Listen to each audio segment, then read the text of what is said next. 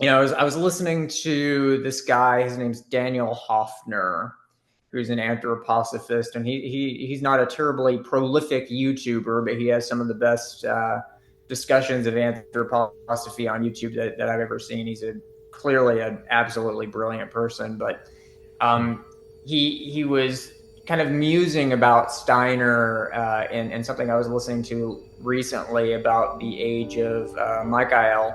But he said about Steiner, he said reading Steiner, it's kind of like if you've got a test and you've already got all the answers filled out, but you don't have the textbook that the test is supposed to be testing. So like you have all the like the answers there, but you don't have all of the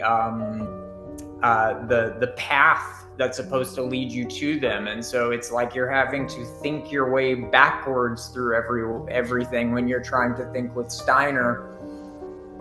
And I think it's a really accurate way of putting it. I feel like there's a lot of things that Steiner saw that are true that I feel like I've kind of corroborated by going through this grueling process of actually doing philosophy and trying to live it.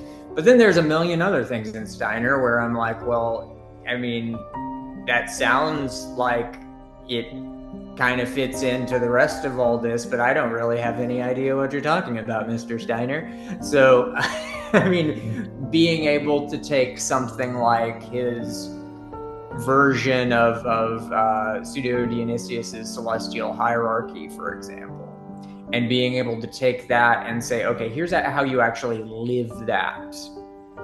That would be something truly incredible. And when I looked at anthroposophy, the anthroposophy movement, I don't see anything like that. And it's very disappointing to me. And I assume the anthroposophy people will get upset at me for saying this, but I think it's absolutely true. They tend to see Steiner and his answers as just all there is to say. Like, oh, we know this because Steiner said so, and he could see into the Akasha. No, that's not good enough. I want them to That's see not scientific. Yeah. yeah, no, and that's completely antithetical to his entire attitude. I mean, I want you to be able to lay it out in a way that I can be like, yes, this is accurate, and now I can see why. And I mean, yeah, I mean, what better task to put to an American anthroposophy than that?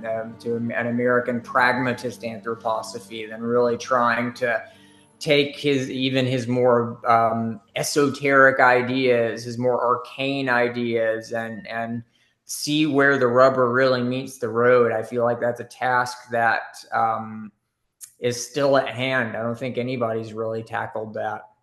Yeah.